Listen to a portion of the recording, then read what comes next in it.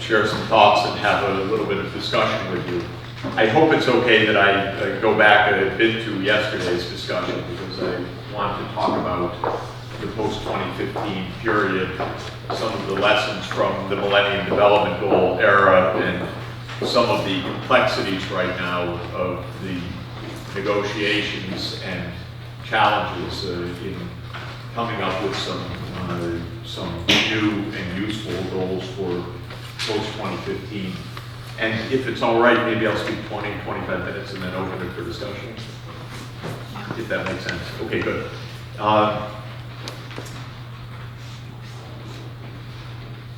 There are two tracks, as you probably discussed yesterday. I wish I could have been here, in the post-2015 agenda. And bringing these two tracks together is one of the biggest practical challenges. One track is really the Stockholm to Rio plus 20, 20-year cycle on sustainable development. In 1972, the world had its first environment and development conference in Stockholm. It was the birth, I think, of the international environmental movement.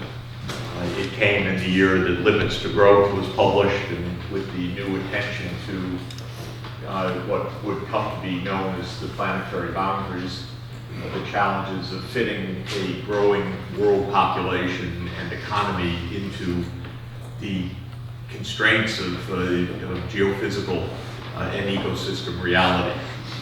And that 1972 conference, of course, was followed by the Brundtland Commission report in 1987, which put sustainable development squarely on the global agenda. And then in 1992, which was, I would say, the apex of international law in environmental management, 3 huge treaties were signed, very important. I personally think wonderfully drafted and negotiated. The Treaty on Climate Change, the Treaty on Biodiversity, and the Treaty to Combat Desertification.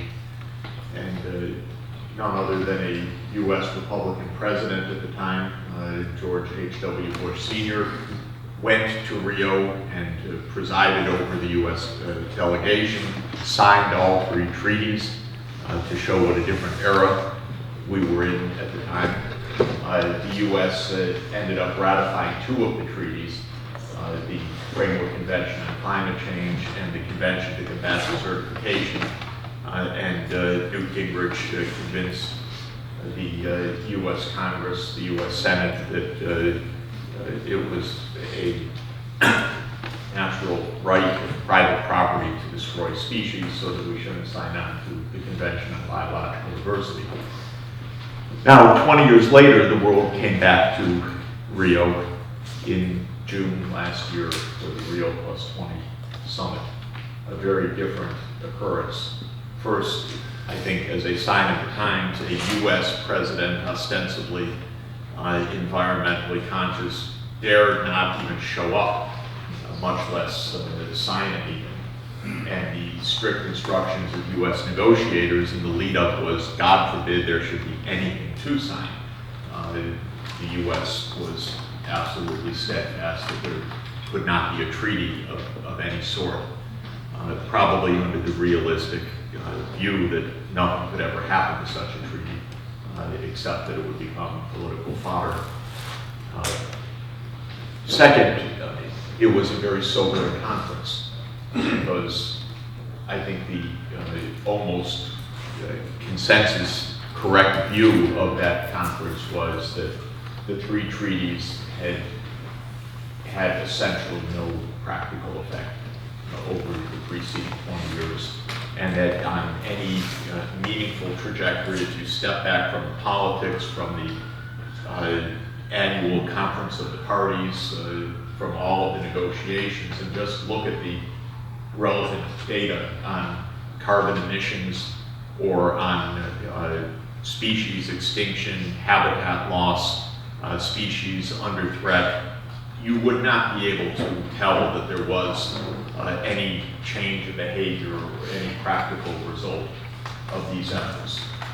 there was no discernible trend, except probably in the wrong direction, because emissions of greenhouse gases have not only continued to rise, they've accelerated, and species loss almost surely has accelerated, even though we can't count it, and know that vast amounts of habitat are being lost. We can also say that the treaty to combat desertification has had no impact whatsoever. I would say it's not even recognized by anybody. I don't think 1 in a million Americans would know about it.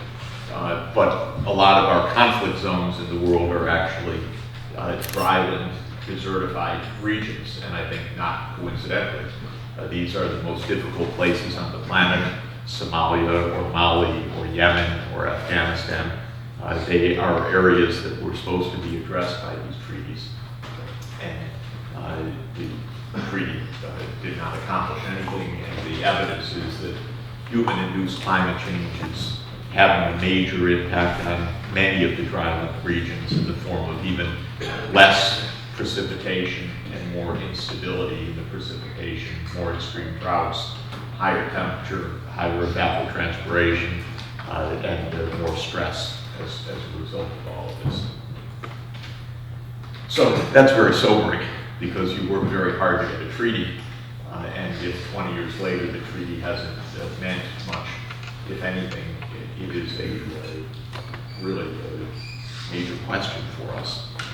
Now, there has been a very different process, which is the second strand of this post-2015 agenda, and that is the Millennium Development Goal process, one that I've watched and been involved in day-to-day since the beginning. That's also quite interesting in a lot of ways. It's not law. There are no treaties involved. There's nothing about binding obligations, and indeed, not only are the obligations made under the MDGs, the moral obligations, not met, there's no sense that there's any recourse or anything less than exhortation and advocacy that comes from them. But I would argue paradoxically that they've had more effect than the 3 treaties, and probably because they weren't international law. Again, ironically, not being an enemy of international law, but they didn't generate the legal backlash. The legal backlash meaning that we spent 20 years under the climate treaty debating whether Annex 1 countries really have different obligations from non-Annex 1 countries, what is binding, what is monitorable, verifiable, who should move first, and so on, all taken with incredible seriousness by people who are absolutely doing nothing for 20 years as the world worsens in its underlying environmental fate. The MDGs were something quite different. And in fact, they were not negotiated at all. And they were only adopted in a very funny kind of way, in fact. And that is that Kofi Annan put a document on the table for world leaders in September 2000 at the UN General Assembly special session, which was called the Millennium Summit. And it was a glorious occasion because of the new millennium coming in, and Kofi Annan was a glorious leader of that, and he tabled a wonderful statement called the Millennium Declaration. And it was adopted by 163 world leaders looking for a press opportunity that day, but absolutely convinced that it would have no life the next day. After all, what's a declaration on a nice day in the UN in the fall of 2000? And it was about 8 months later that the UN Secretariat excerpted one page of that declaration and said, you may have noticed there were 8 goals that were enunciated on that page. Those are the Millennium Goals, and you have adopted them as part of the UN Declaration. And that became the MDGs. And it was quite interesting. Kofi Annan asked me at that point to become his advisor and the UN system advisor on how to achieve those goals, and I've spent the past dozen years working on that, and it's been an extremely gratifying process for me, but also very interesting. One of the points of interest was the US government in the Bush administration never accepted how that happened. I can't say I have any sympathy for that, but I was almost about to, because it happened in a funny way. So when America's nastiest ever UN ambassador took his seat, John Bolton, a man, I think it's literally true that steam comes out of his ears when he walks in the UN halls. When he came to be ambassador in 2005, the 5th-year review of the MDGs was underway, and pleaded there would be a 5th-year summit review, and I was working very hard on it at the time. And he came in and he insisted that the phrase Millennium Development Goals get struck 700 times from the document and replaced by international development goals, including those which were adopted at the Millennium Summit, because that's what the US formally accepted. And they were out to break the brand name of MDGs, because the other would not be a great brand, actually.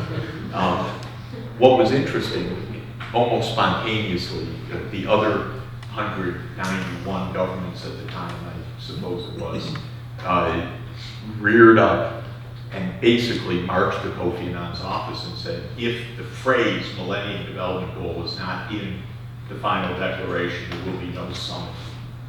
And actually, the US backed down. And that's what created the Millennium Development Goals, really, in terms of their salience, in terms of diplomatic ownership. So I thank John Bolton for their great success. And I think that he added probably more than almost anybody else. They're being known and they're being embraced by almost all the world. The interesting thing about the MDGs for me is that I believe, from a very biased point of view, but I think a pretty well-informed one, that they've made a huge difference. Obviously biased because I want them to make a huge difference, but I believe that they have made a huge difference in how governments in poor countries act, in how NGOs have gotten organized, in how the discourse of experts has been able to contribute more effectively to fighting poverty and directing attention at high stakes issues, and in helping civil society around the world to actually have a feel that there's a shared set of objectives for the world in a world that has almost no shared goals of any kind. When the MDGs started, a lot of the NGO community was very antagonistic to them. And this was my first surprise, because I've been happily entered my new UN office, and then I had a whole stream of major NGOs, which I rather admired, telling me how foolish they were, and silly, arbitrary, standards don't make sense, numbers don't make sense, many things were left off the list, why this, not this, and so forth, which is absolutely right if you try to list any 8 goals of anything. But my feeling is that they were very clever in their design, because they did one fundamental thing which was desperately needed, which was to define poverty in a multidimensional way rather than as $1 per day. So they really put poverty as meaning the lack of access to basic needs for the first time in an operational sense. They said poverty means your children aren't in school, you're facing gender discrimination, there's disease rampant and it's not being controlled, you don't have sanitation and clean water. What a great breakthrough, in my view, in terms of concept, meaning of what poverty really is about. And second, the numbers were a bit arbitrary, but they were stretch goals that had a certain plausibility to them. And they actually made a lot of governments aware of the limits of what they were doing. They made a lot of society aware. Why is our country with 150 per thousand under 5 mortality rates? That's terrible. Why aren't our people being treated for AIDS and other things as in MDG 6? My experience was this made a huge difference. And it took 5 or so years, but government started to talk about them. And while, because of my official role, whenever I go to see senior government officials, they spend a lot of time telling me, we're really working on the MDGs, here's what we're doing, here's our progress. They didn't have to care at all. And I think that actually it reflected something rather interesting and serious. And I'm completely convinced that the world leaders had no clue at all that they were adopting a framework that was going to stick with them and hold at least some accountability. So if you've been talking about the health area, this is one of the areas where there has been a tremendous amount of progress and a tremendous actual breakthrough in development assistance. Probably half of what it should be, maybe tripling in what it was from the baseline and probably half of what it should have been. So in everything, these goals have fallen short of their target and won't be achieved in many areas. But in most areas, they've spurred actually a lot of progress. In general, the rich countries failed the most because it was easiest for them to hold up their side of the bargain. And the most basic obligation of the rich countries was made in 2005 in the Gleneagles Summit, when they said very clearly, we will double the aid to Africa by 2010. Africa is the epicenter of the SDG challenge. South Asia is the other major region of challenge. But in Africa, they were very clear, and they just came nowhere close. And as 2009 and 2010 came, they just stopped talking about the promise that they had made in 2005. And that's how big powers are, and it's extremely regrettable. And it has been no different between Democratic and Republican administrations. This is bipartisan cynicism. And if anything, Bush has outperformed Obama on these issues, I would say, by being far more interested and forthcoming, far more sensitive to a religious lobby which was pushing for action, and Obama's basically held the line and agonized a bit over not doing more. But the difference of Republicans and Democrats, in my view, is the Democrats also don't do anything, but they agonize just a little bit more about not doing anything. So there's just a little bit more hand-wringing and a little bit more feeling of guilt, but not much more. So now you have these two tracks, and each one has put in place a kind of dynamic that is about the post-2015 agenda. The best thing that came out of Rio Plus 20, in fact, in my view, the only thing of importance that came out of the Rio Plus 20 summit was a commitment to have sustainable development goals as a framing of this challenge after the summit. And in the MDG process, which is a 15-year process, built into that for this coming September was a review and a set of recommendations to come from the Secretary General to the General Assembly about what to do next. And so there are two diplomatic tracks underway right now. One is to establish sustainable development goals, and a complicated process of intergovernmental negotiation was set in Rio, and it hasn't even gotten started yet, because the government says they'll have 30 representatives to negotiate on this, and they can't decide which 30. And if it's 30, then anyone else watch as those 30 discuss it, and should the meetings be open or not open. It's horrible.